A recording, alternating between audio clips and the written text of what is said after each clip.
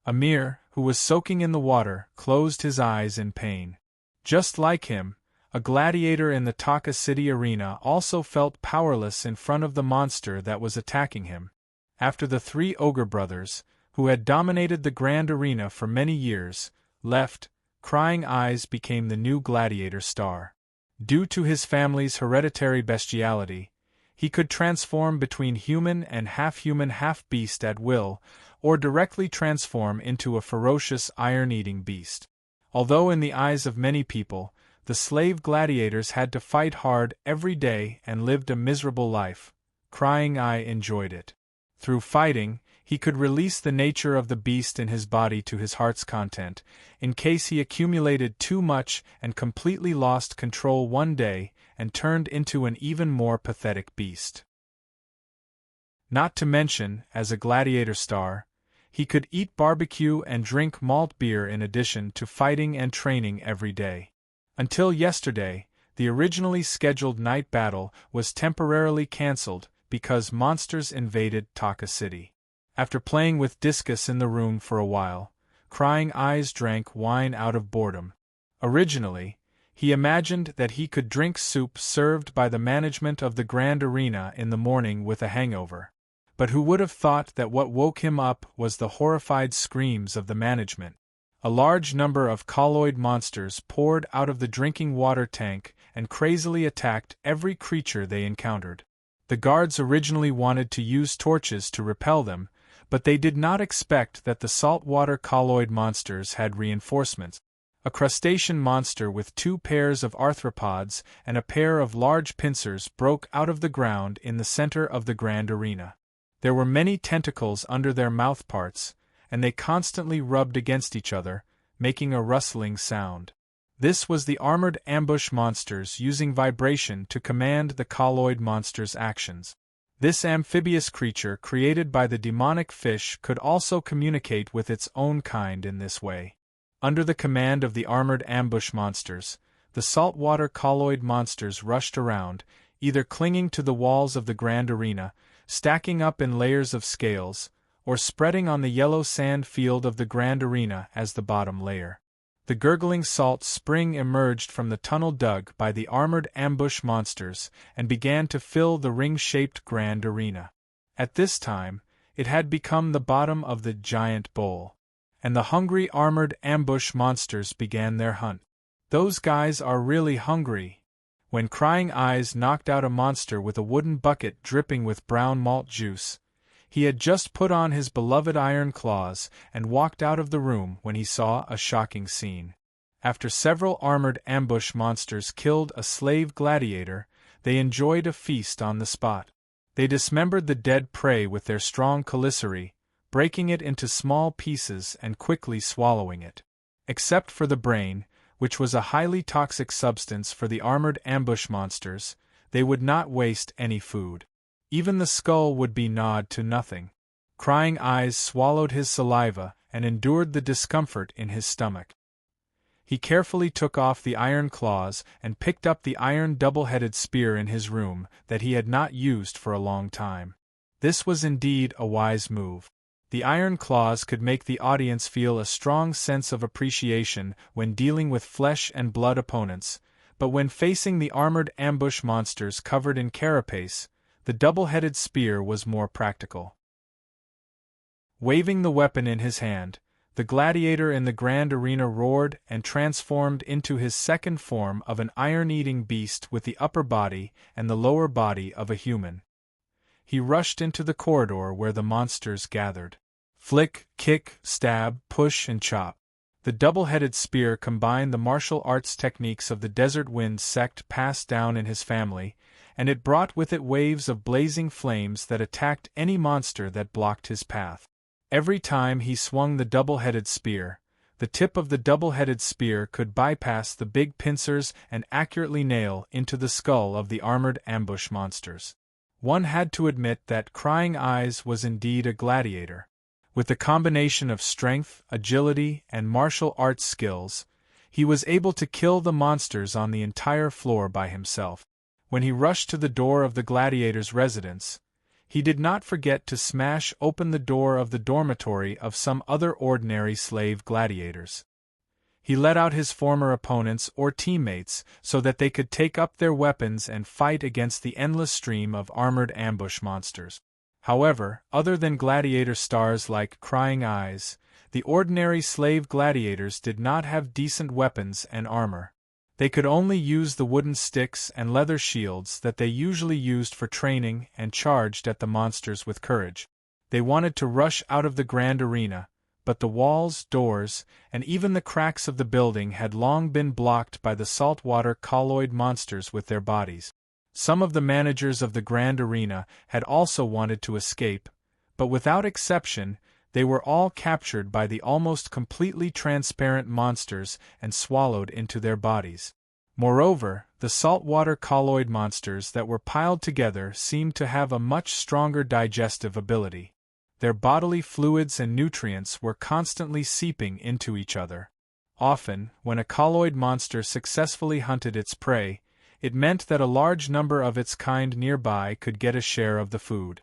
Only a lot of bones, armor, and weapons were left undigested. Some gladiators were unwilling to sit still and wait for death. They found many long pole weapons and tried to pry open the saltwater colloid monsters attached to the door. However, those weapons were eventually swept away by the monster's pseudolegs. Sniveling Eyes also tried his hand. He used the martial arts of the Desert Wind sect to ignite his double-headed spear with karmic red lotus fire. Although he managed to kill a few colloid monsters, more colloid monsters came to replace him. His previous efforts were in vain. In desperation, the gladiators led by Crying Eyes had no choice but to turn around and attack the armored ambush monsters that had gathered around them. They were making a final attempt to kill their way out of the monsters' encirclement and into the audience seats. Firstly, if they succeeded, they might be able to climb over the wall at the highest point of the audience seat. At that time, they could find a way to climb down and escape into Taka City. Secondly, the water in the grand arena was already knee-deep. Except for a few Marrow Mermaid warriors, the other gladiators could not fight normally in such a situation. At this time, they were close to the end of the road. The stair-shaped audience seats were filled with a large number of monsters. More and more armored ambush monsters, vine monsters, and fish monsters emerged from the underground tunnel and poured into the grand arena along with the salty lake water. The size of the gladiators' team was gradually shrinking. If they were not careful, someone would be dragged into the group of monsters and be eaten. Crying Eyes ran back and forth on the wet steps, trying to help his companions who were about to exhaust their strength. Although he wanted to ignore the life and death of others, his rationality told him that there was no way he could escape with his own strength. He needed the support of a team. The blue blood of the armored ambush monsters and the red blood of the fish monsters stained Crying Face's white chest. His breastplate and vambraces had been torn apart by the monsters. Even if he did not suffer any fatal injuries, the many scratches on his body were still constantly draining his strength. The dancing double-headed spear was still deadly, but despair gradually emerged in the eyes of those who wielded it. Crying Eyes was not paying attention, and the double-headed spear in his hand was clamped by a slightly larger armored ambush monster with its commissary. Under the monster's strength, the weapon made of wrought iron broke. And because the iron-eating beast warrior wanted to take back his weapon, he suddenly lost his balance and fell on the slippery step. For a moment, several monsters pounced on Crying Face at the same time. For him, time seemed to have slowed down a lot in an instant. But the pain that he imagined did not appear. Crying Face, who was lying on the ground, opened his eyes, and a young man's face appeared in front of him. "Today is your lucky day." Keys looked at the gladiator who had dark round ears, 2 dark circles under his eyes, black fur on his arms, and a white upper body. He then said with a smile, "Pandaren." Chapter 200. After all, like other worlds, the Ash world was also a face world. It was because of his appearance as an Iron Eater that Crying Face was saved by Keys and escaped with his life. However, before the gladiator could ask what the Pandaren that Keys mentioned was, a shocking figure appeared in his vision.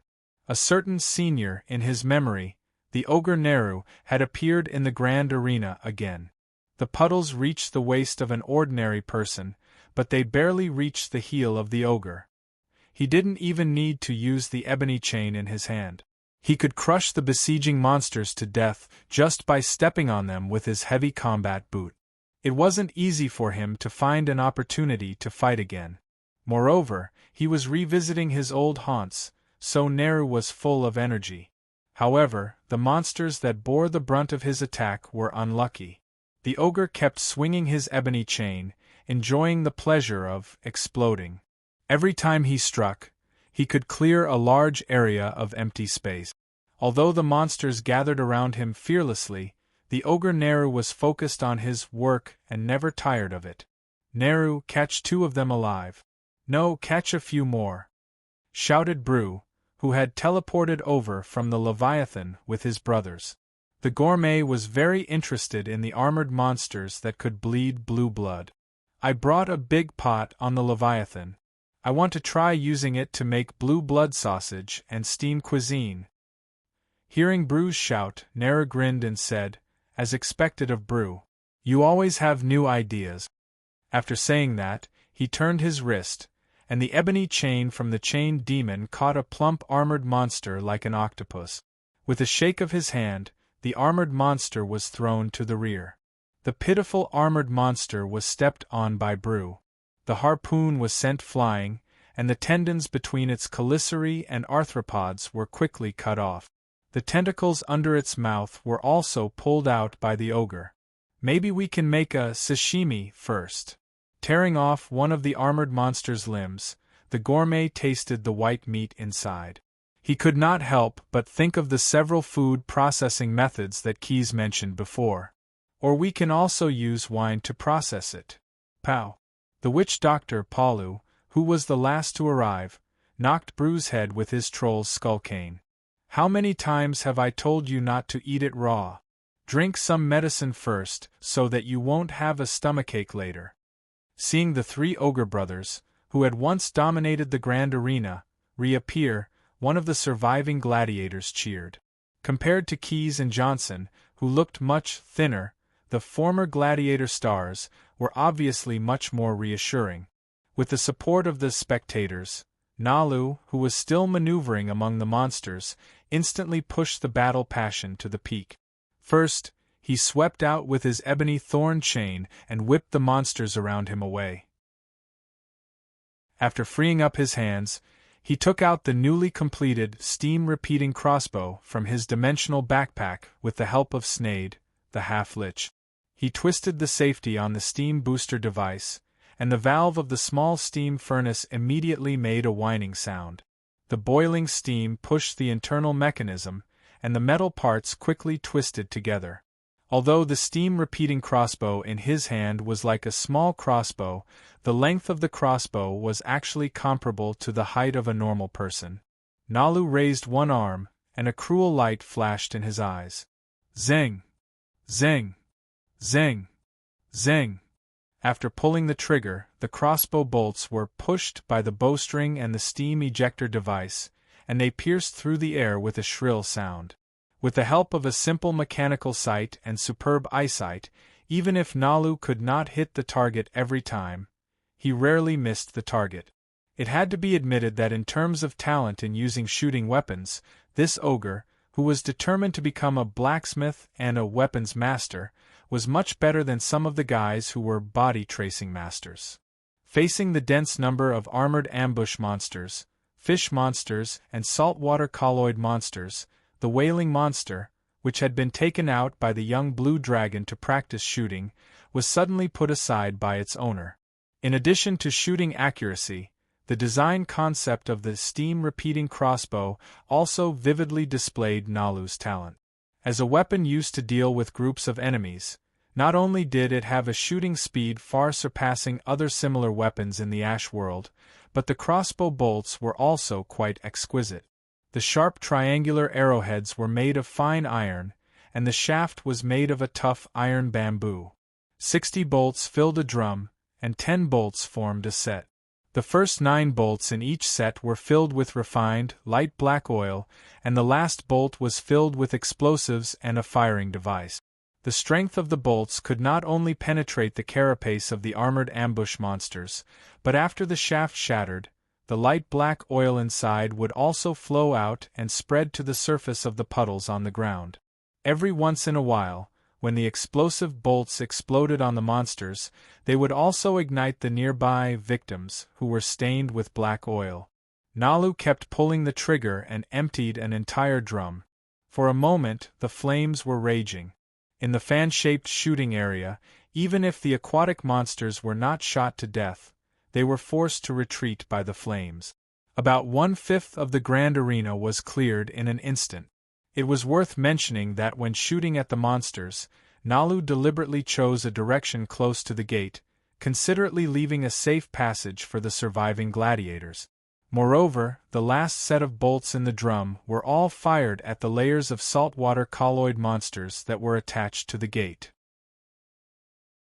The flames and explosions directly chiseled a hole in the thick iron gate of the grand arena. After doing all this, he waved at the audience, who were watching in a daze in the stands at this time. Those who did not buy tickets, Nalu pointed at the hole in the gate where puddles of water were flowing out. Have a safe trip. I won't be sending you off. The shrewd, crying face immediately took action. He first bowed to the senior, who was standing in the arena with a crossbow. Then, he immediately called for his companions to evacuate in an organized manner. But at this moment Keys, who was also standing in the stands and watching the good show, suddenly jumped up. The sacred samurai Jensen, who also felt that something was wrong, also pulled out his forged steel horse-slaying sword and stopped the gladiators from leaving the audience seat. Like the sound of a drum soaked in water suddenly being hit, a muffled bang suddenly came from the grand arena. The underground holes that the monsters had dug through arched upward, shattered, and erupted at the same time. A large mass of grayish-green mucus gushed out from the ground, instantly dyeing the puddles on the ground light green. A large amount of salt lake water followed closely behind, gushing out from the huge holes that connected together. A wave that was as high as a 2-story building formed in the center of the grand arena. All kinds of aquatic monsters were also pushed in all directions by the sudden building of the wave. The brawny ogre standing in the arena reacted quickly. The moment the wave formed, he jumped back with all his might, so he was not drowned by the wave. Instead, he landed in the audience seats that were higher up. Chapter 201. The foul smell came from the puddles of water in the arena that were gradually dyed grayish-green. Except for Keys and his companions, the surviving gladiators all had stomach acid because of their weak physique. Be careful, this is a powerful demonic fish. The young blue dragon floating in the air reminded them. Even though he did not see the monster's figure in the slime, he recognized the ancient creature at first glance. As for the word powerful, it was entirely because of the horrible stench of the grayish-green slime. Generally speaking, ordinary people would not vomit if they did not drink the water polluted by the demonic fish. But at this time, just the smell of the polluted water was unbearable for ordinary people. Coupled with the astonishing size of the slime, it was enough to show that this demonic fish had lived for a long time. And like the megalosaurus, this monster's strength would gradually increase as it grew older. Ignorant mortals! The grayish-green slime rolled, and 4 huge tentacles peeled off the surface of the slime. The ugly fish face was exposed, and the 3 oval-shaped eyeballs flashed with scarlet light.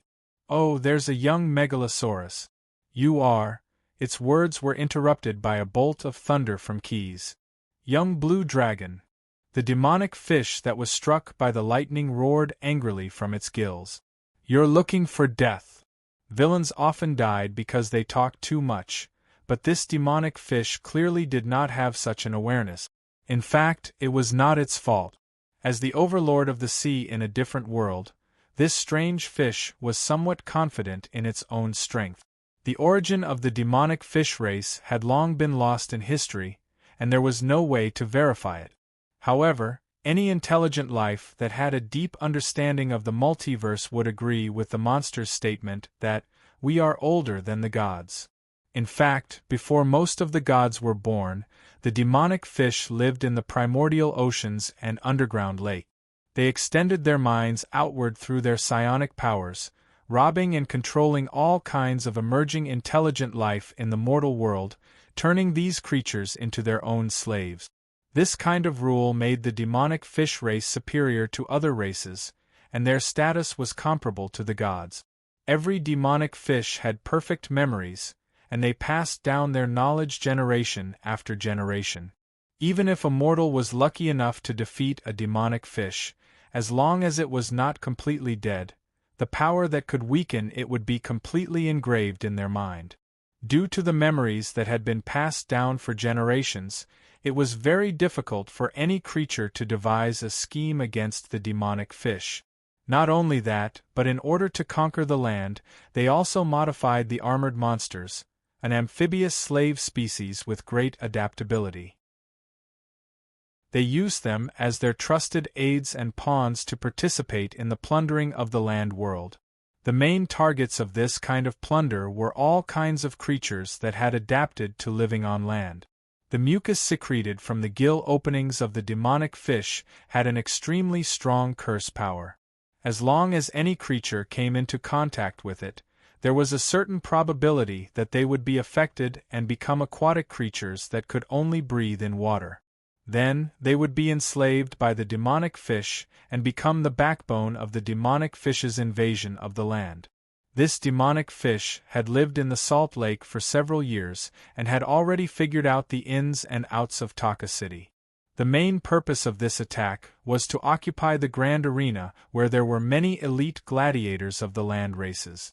In the past 2 years, the aquatic monsters that were collected and bred in the Salt Lake were not only the main force of the military offensive operation, but also the tools to eliminate the gladiators that the demonic fish had coveted for a long time. However, it did not expect Keys and the others to appear in the end and beat the monster army to the brink of collapse. This caused the demonic fish to appear in advance.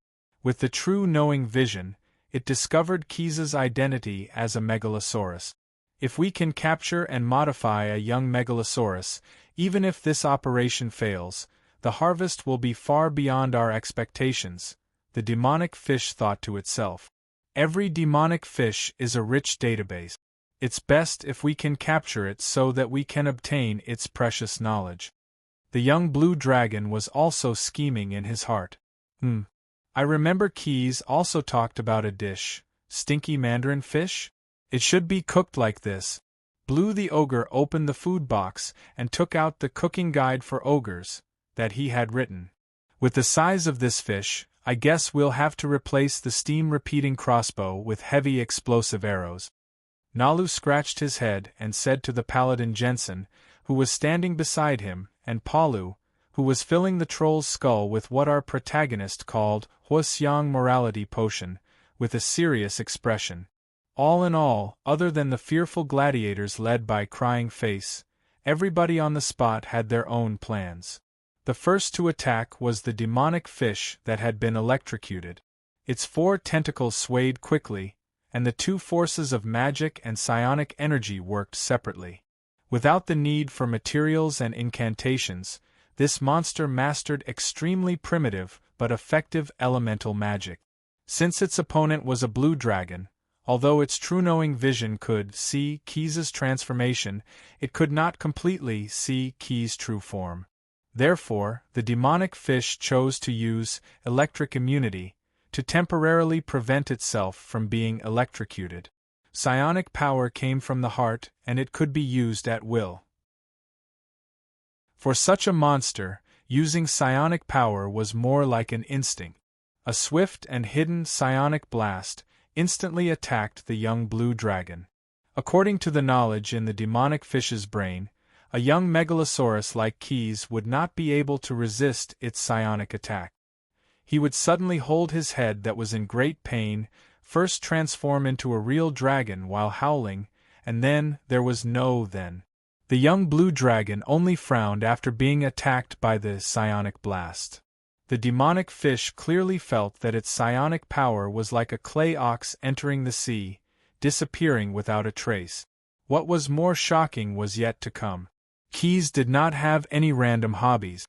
Passively taking a beating was never his choice. Following the line of thought constructed by the demonic fish, the young blue dragon also used its psionic power to send back a psionic blast that contained even more powerful psionic energy. The grayish-green mucus cloud kept rolling due to the twitching of the monster inside. The 3 oval-shaped eyeballs above the demonic fish's head all swelled up in an instant, breaking its eyelids and bleeding all over its face.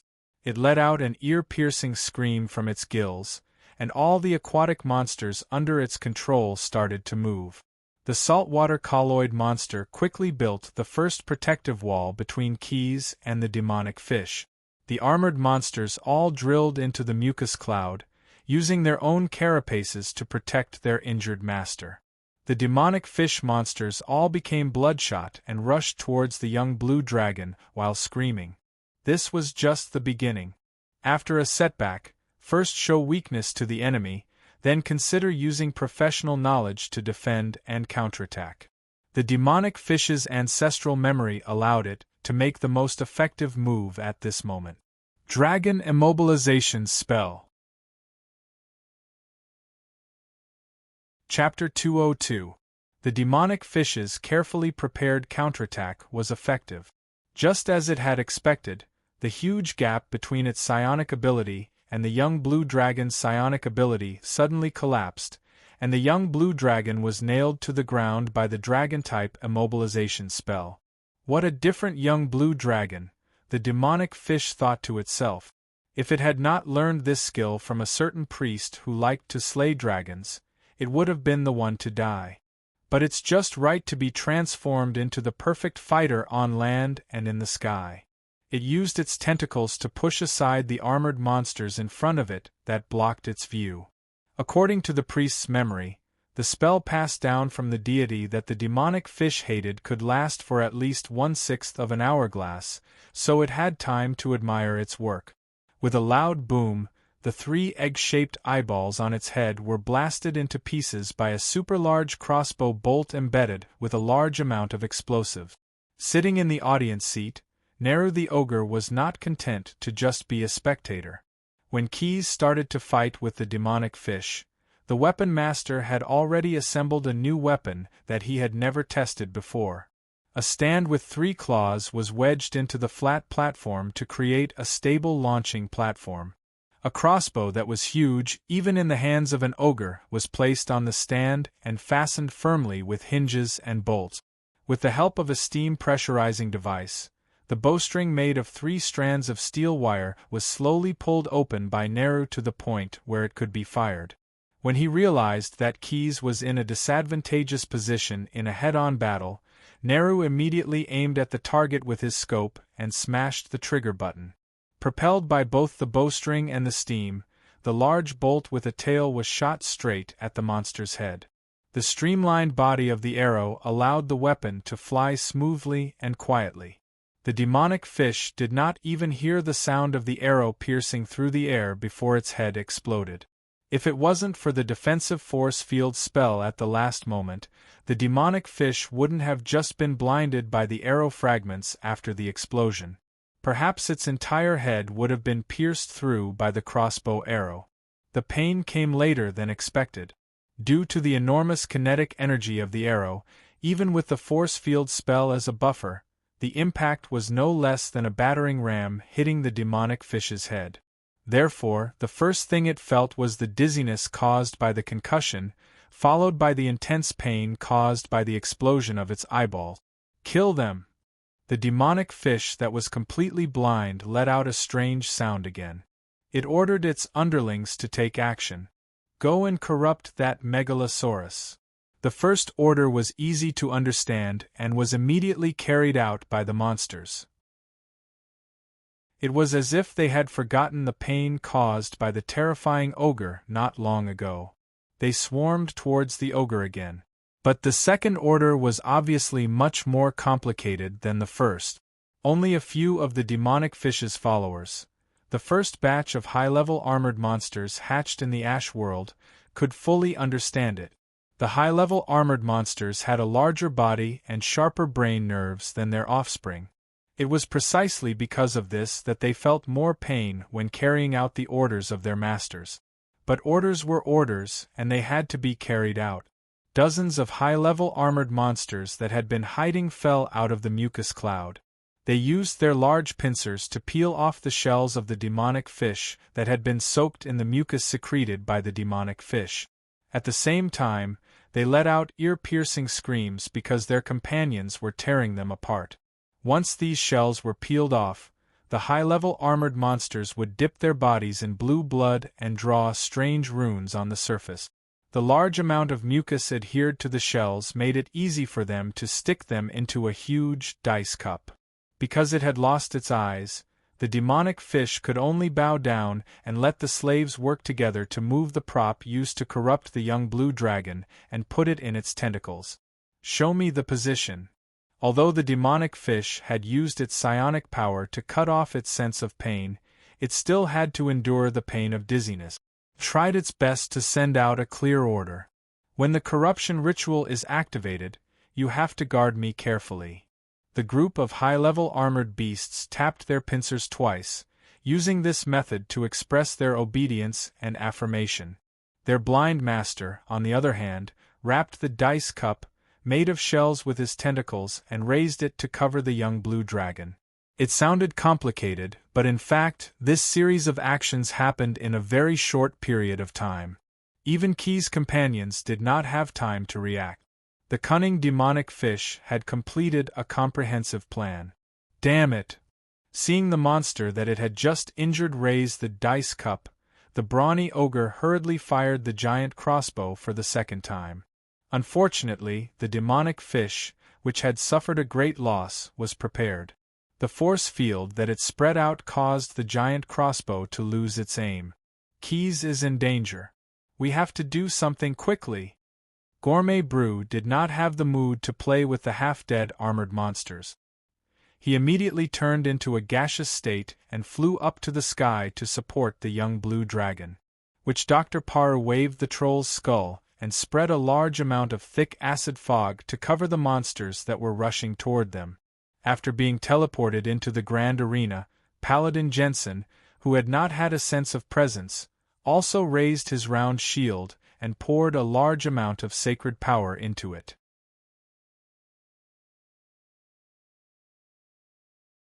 Chapter 203. Unlike the demonic fish that was laughing heartily, the monsters that served it were attracted by the strange phenomenon in the sky. The sun that was shining on the ground was covered by dark clouds that came out of nowhere. The environment in the grand arena became a little gloomy because of the dim light. Of course, gloomy was only for the monsters. When Key's friends saw the Leviathan descending from the sky to support them, everyone breathed a sigh of relief. I was careless and got hit. The young blue dragon who had spent a lot of effort to break free from the dragon-type spell's effect twisted his stiff neck and looked at the demonic fish that had just cast a spell on him. Then, he whispered to himself, "It's impolite not to reciprocate." He stretched out both arms and waved them down at the same time. The two flagella on the Leviathan that was hovering at a low altitude quickly transformed into two thick tentacles. According to Keyes' command, the two tentacles quickly swept towards the monsters in the grand arena. Seeing this, the gelatinous monsters that wanted to attack the audience immediately changed their direction. They moved towards the tentacles of the Leviathan while absorbing more saltwater gelatinous monsters to increase their weight. The spell of the demonic fish had made them undergo a comprehensive physiological evolution.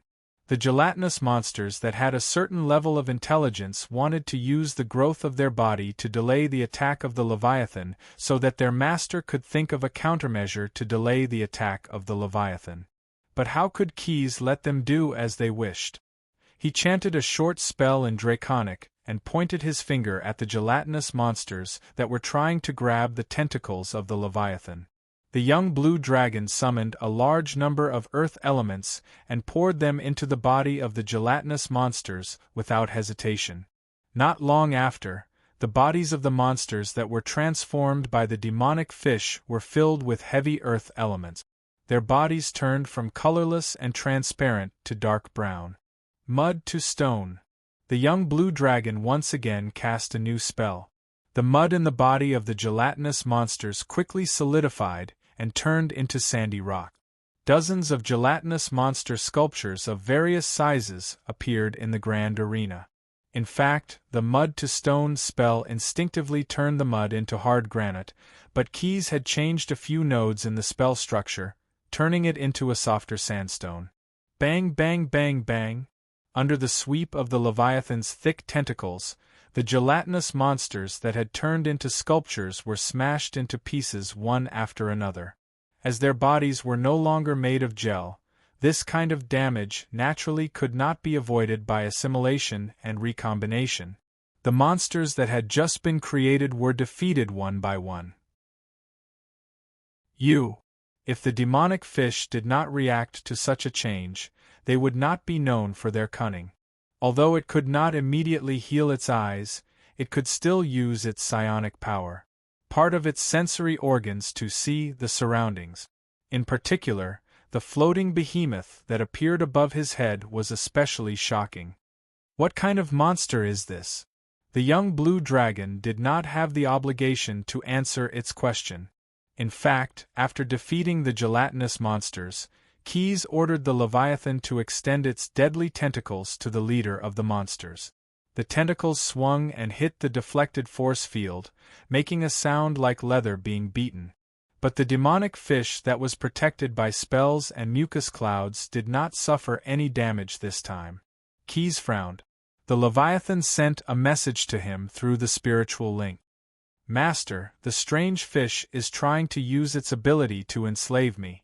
As expected, the monster was always used to using its natural ability. But the brain of the Leviathan was similar to the distributed layout of an insect. There were many subbrains in the body, which made the demonic fish's enslavement method ineffective. Let the kobolds put organic matter into the furnace. Keys was a little tired of the repeated back and forth. He ordered the Leviathan to make the final attack. Fuel cell start charging. Prepare for electric shock. Black oil mixed with a certain proportion of coal and starch was thrown into the stomach of the Leviathan by the kobold pilot. The biological furnace started to work. The produced hydrogen was sent into the fuel cell-like organ in the body of the behemoth. Electricity began to accumulate. Spikes with a metallic glow grew from the tip of the Leviathan's tentacles. Flashing electric arcs lingered on the spike. Seeing this, the demonic fish quickly set up a protective force field around itself. At the same time, it cast a spell to make itself immune to electric shock. After charging, the Leviathan plunged 2 of its tentacles into the puddles in the grand arena. Except for the demonic fish that took good care of itself, the other monsters under its command were all convulsing because of the electric shock. The voltage of more than 1,000,000 volts easily penetrated the salty puddles. Even the armored monsters wrapped in chitin carapace were not spared. A large number of monsters fell into the puddles before they could even struggle. Young blue dragon, electric shock does not work on me. That being said, the demonic fish still used its psionic ability to wrap the cloud of mucus and pull itself out of the water. I have seen through your stupid plan, and I will eventually win, cunning guy. Keys could not help but complain. The demonic fish was wasting its saliva talking nonsense on the surface, but in fact its words were mixed with an obscure spell. It wanted to repeat the same trick and launch a surprise attack on the young blue dragon with the dragon-type immobilization spell. But Keys was obviously prepared. Before the other party's spell was formed, he used advanced dispel magic to break it. At the same time, he made a quick retreat gesture to his companions with his hands behind his back. The first to receive the signal was the Ogre Blue. In order to rescue Keys, he turned into a gaseous body and floated near the young blue dragon. Seeing Keys' gesture, the astute ogre immediately flew out of the grand arena while shouting to his two brothers and the paladin Jensen in secret language. "Retreat! It seems that your companions have abandoned you." The demonic fish noticed the people in the audience seats and saw them climb over the highest wall of the grand arena, climbing down and quickly evacuating outside.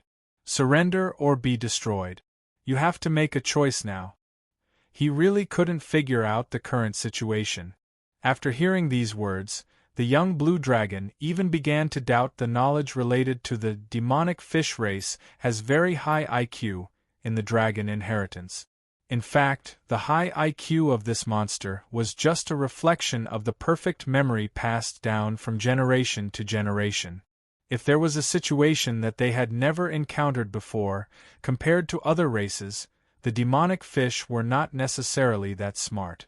After his companions had evacuated, Keys, who could not wait, immediately ordered the Leviathan to climb quickly. Before the floating behemoth flew away, it also discharged the excess hydrogen in its body through its tentacles. Clasping his hands together and using the force field ability inherited from the power dragon, Keys compressed the hydrogen, oxygen, and the hydrogen discharged by the Leviathan into a suitable ratio and stored them around the cloud of the demonic fish's mucus. The monster also felt the tremendous force field pressure. While using its own force field spell to resist, it tried to float up into the air to break free. With its poor knowledge of chemistry, it still did not realize where the real danger was. A fireball was lightly thrown over by Quest. The mixture of hydrogen and oxygen that was close to a ratio of 2:1 instantly exploded, and the dazzling flames soared into the sky along the pillar formed by the force field walls. Chapter 204.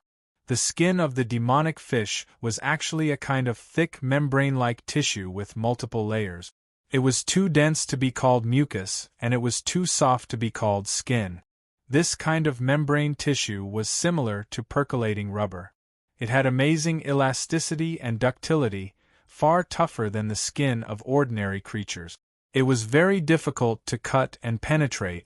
When it was filled and supported by the bones of the demonic fish, it provided a good natural armor. Thanks to this layer of natural armor, the hydrogen gas detonated by Keys did not directly take its life. However, the hot flames still licked every inch of its skin, and the mucus that was tightly wrapped around its body evaporated. The dry skin caused great pain to the demonic fish, and its strength was also greatly weakened. Its hearing and vision were not affected, but its sense of touch and smell were lost.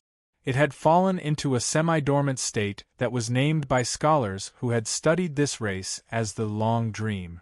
In this state, although the demonic fish could think and observe, it was unable to carry out any actions, not even the mental activity of its psionic ability. The salted fish has turned over. Looking at the demonic fish lying on the cracked ground and breathing in the salty air, the young blue dragon curled his lips in disgust. It's still a salted fish. Not long after, the culprit that started the monster tide and invaded Taka City was firmly surrounded by the city guards who rushed over after the big explosion.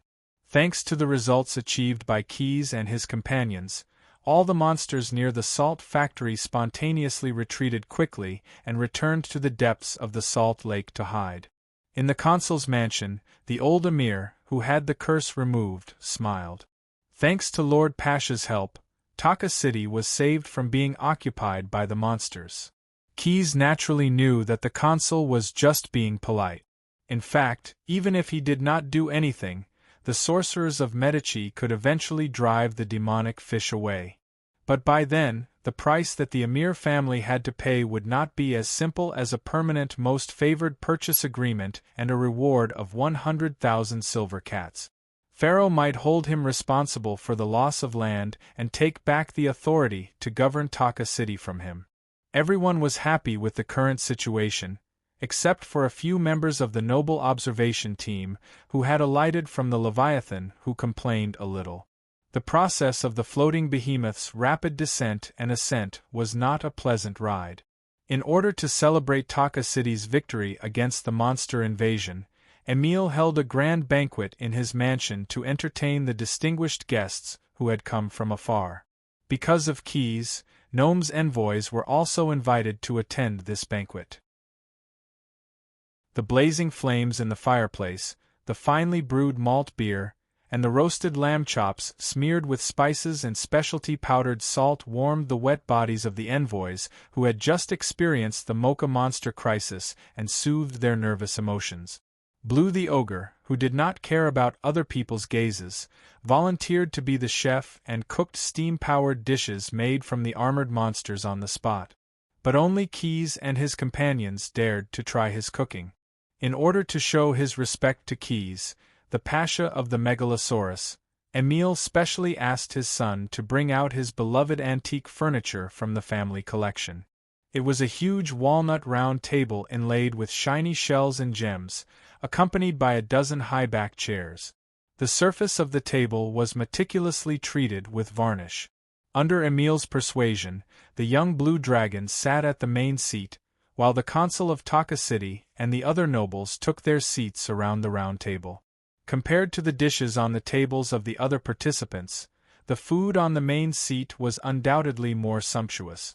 There were wild boar ribs smeared with beer, roasted camel meat, roasted lamb chops, sizzling roasted horse loins, bread drizzled with delicious soup, as well as finely brewed malt beer, grape wine, jujube, sweet rice wine, and so on. A dazzling array of food filled the entire table. Unlike the other nobles who were drinking and laughing at the main table, Keys looked at the table with a slightly displeased expression. Consul Tuka, who was a smooth and slick person, immediately noticed this. After pondering for a while, he figured out the reason behind it. "What's going on? I remember that the monsters did not invade this mansion. Did my food storage suffer any losses?" After saying this to the butler beside him, the old Emil slightly pointed at the other tables with his chin. "Everyone here is my distinguished guest. How can I favor one and discriminate against the other? Like master, like servant." Emil's butler immediately understood and said, "Master, please be understanding.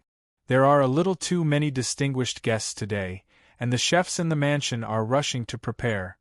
The banquet was filled with distinguished guests, but there were some who ignored it and would rather be absent than busy in secret. Lilith of the Obsidian Council strolled into the backyard of the consul's mansion. Because he had cast an illusion spell on himself, none of the servants and attendants who passed by him noticed this noble mage who was strolling around without permission.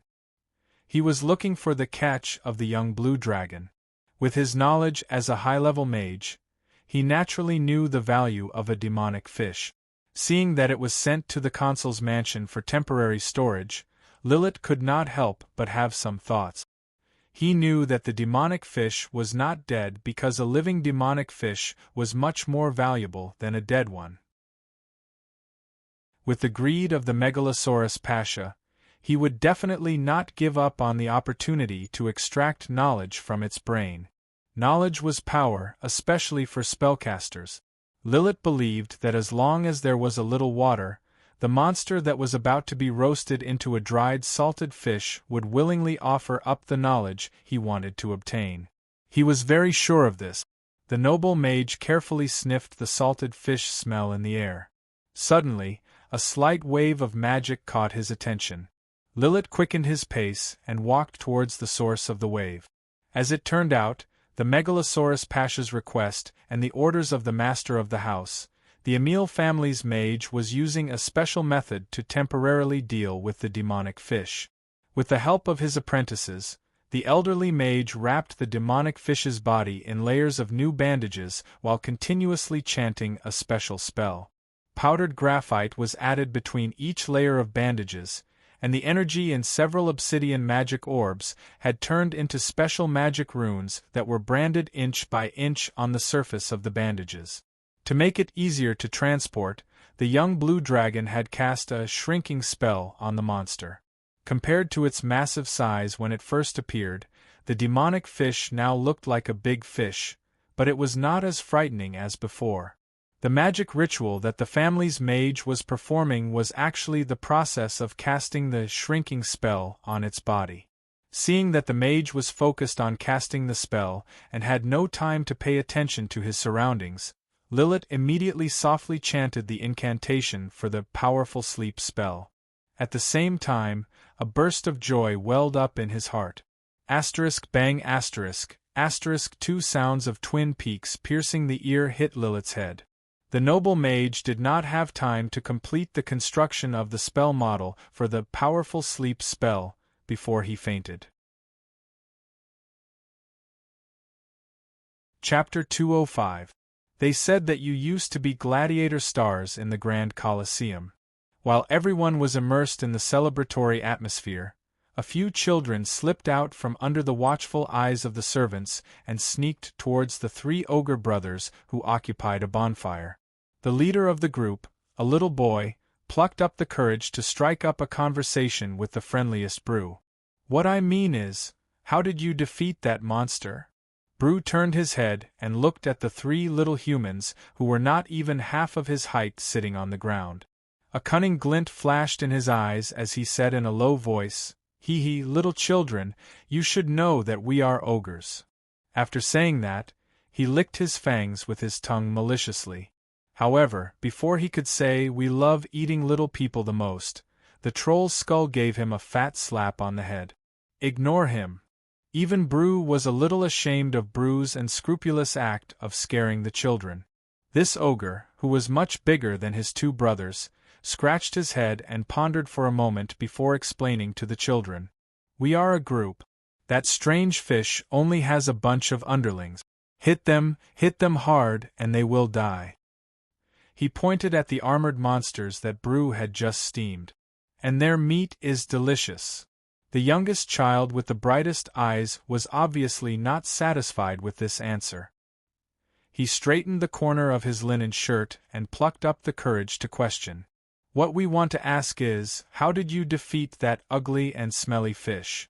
Did you throw out a huge fireball? We heard the explosion in the Grand Colosseum during the day, but we did not see it." Rubbing the bulge on his head, Brew looked at the witch Dr. Paru with an aggrieved expression. He purposely put on a stern face and said to the children, "That is a secret spell that cannot be taught to outsiders. It requires special casting materials." He took out a spice box from the gourmet box beside him and threw some chili into his mouth. Like this, while chewing on the chili and patting his bulging belly, Brew opened his mouth and burped. A blazing fireball shot out from the ogre's mouth and exploded in midair, blooming into a firework under the night sky. "Amazing! Can you teach us how to release fireballs?" The surrounding children immediately shouted excitedly, but they didn't expect to attract the attendants and etiquette teachers who were anxiously waiting for them. "How dare you sneak out? Hurry up and go back to sleep." This group of naughty boys who had been traveling together at night suddenly became like deflated balloons. They lowered their heads and followed behind their teacher, reluctantly walking out of the banquet hall. Brew happily waved at the children who were saying goodbye to him. He was especially happy about the unexpected prank when he saw the tip of the chili pepper on the palm of the little boy who asked the question. On the balcony of the consul's private office, old Emile watched the little episode between his grandchildren and the three ogre brothers. He chuckled and shook his head helplessly.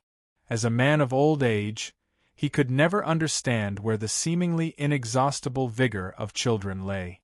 "I want to take good care of them, my children and my people. I want to dedicate myself to them and ensure their safety so that they can focus on their families and daily lives." The consul of Taka City smiled. "I want them to find a partner, have children, and live a good life that every Medici has the right to enjoy." Old Emile felt a trace of fatigue in his voice.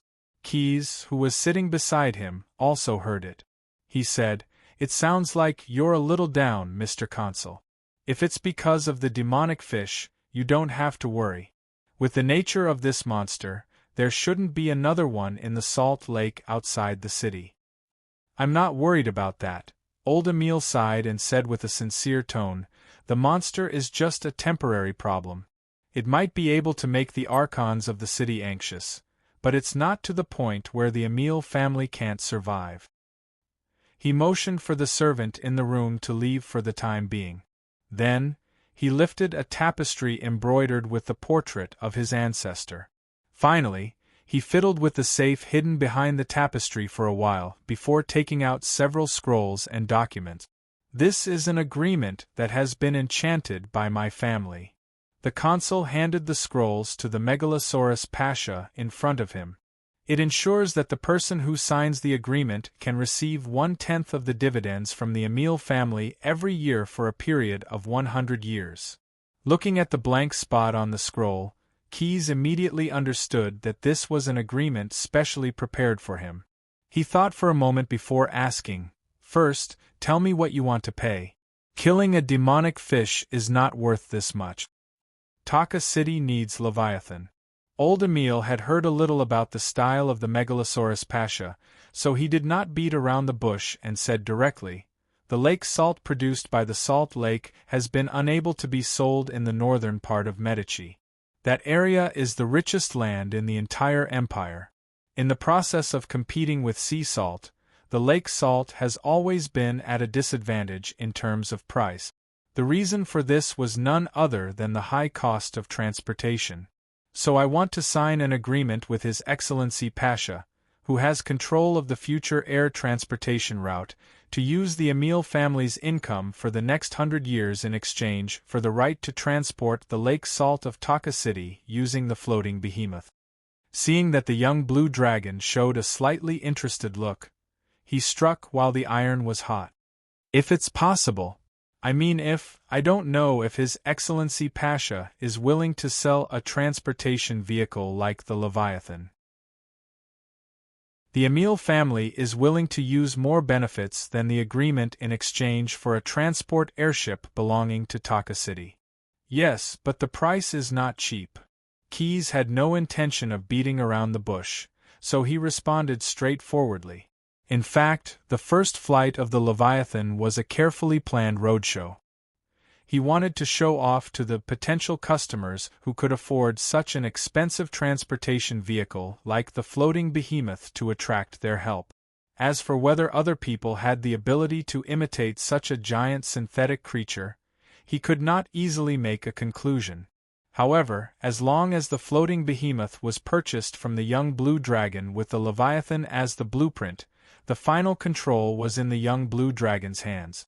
The only problem now was how to quote the price to the old Emile. The governor of Taka City was simply too cooperative. The conditions that Keyes had thought of to purchase the floating behemoth in exchange for benefits were actually written in the agreement just now. What new conditions should he think of? The young blue dragon fell into a short period of contemplation, until an attendant hurriedly knocked on the door outside the office.